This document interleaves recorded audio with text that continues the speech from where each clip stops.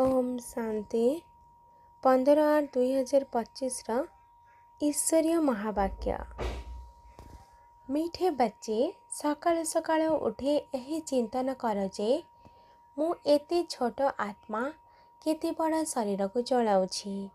मो आत्मा रे अविनाशी पाठ निर्धार्य होई रहिछि। आजिर प्रश्न, शिव बाबांकर केउ अभ्यास रहिछि केउंटी नाही? आजिर उत्तर, आत्मा को ज्ञान रत्न सजैबार अभ्यास शिव बाबांकर रहिछि, बाकी शरीर को सजैबार अभ्यास तांकर नाही। काहेकि ना बाबा कहउछंती मोर तो शरीर निजर शरीर नाही, मु एहांकर शरीर जदिओ भड़ारे नेउछि किंतु एही शरीर रे सजैबार काम एही आत्मा निजे करिथाए, मु करे नाही। मु तो सर्वदा अशरीरी अटे। अच्छा, आजिर गीत। बदल जाए दुनिया ना बदलेंगे हम, बदल जाए दुनिया ना बदलेंगे हम। ओम शांति। धारणा पाई मुख्य सारा। 1 नंबर, बाबा जेपरी मिठा सेहीपरी मिठा होई समस्त को सुख देबाकू हेबो। कौनसी अकर्तव्य कार्य करिबा अनुचित, उत्तम रु उत्तम कल्याणकारी कार्य ही करिबाकू हेबो।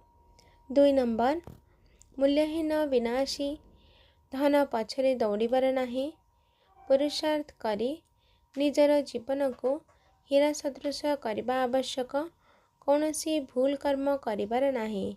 आजिर वरदान, निश्चय रूपी पाद को अचल करुथिबा, अचल रखुथिबा, सदा निश्चय बुद्धि निश्चिंत भाव। निश्चय रूपी पाद को अचल रखुथिबा, सदा निश्चय बुद्धि निश्चिंत भाव। विस्तार, सबुठारु बड़ रोग हैला चिंता, जहार औषध डाक्तरंक पाखरे मध्य नाही। चिंता करुथिबा आत्मा माने जेते जेते प्राप्ति गुड़िकर पछरे धाई थांती, सेही अनुसारे प्राप्ति गुड़िक मध्य आगकू चली जाती। सेथिपाई निश्चय रूपी पाद सर्वदा अटल रहो, सर्वदा एक बल एक भरोसा।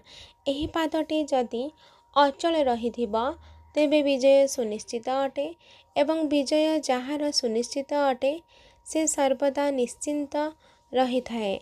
माया तुमर निश्चय रूपी पाद को हलचल करिबा पाई ही भिन्न भिन्न रूप नहीं आसी थाए, तेणु माया पछके हली जाऊ, किंतु तुमर निश्चय रूपी पाद हलचल न हेउ, ताहा हेले निश्चित रहिबार वरदान मिल जिवो। आजिर स्लोगान, प्रत्येकंकर विशेषता को देख, तेबे तुमे मध्य विशेष आत्मा होई जिवो। आजिर अव्यक्त इशारा, जदि सहज जोगी हेबाकू चाहुछ तेबे परमात्मा स्नेहर अनुभवी हुआ।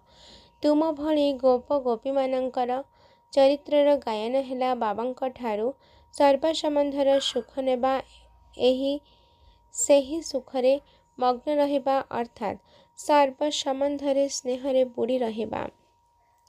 जेतेबेले केही काहा सहित अति स्नेहरे मिसी थांती, सेतेबेले सेही स्नेह मिलन को कुहा जाए।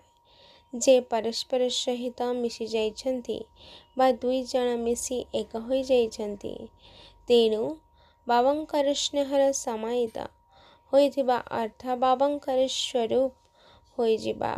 अच्छा, आजिर याद प्यार।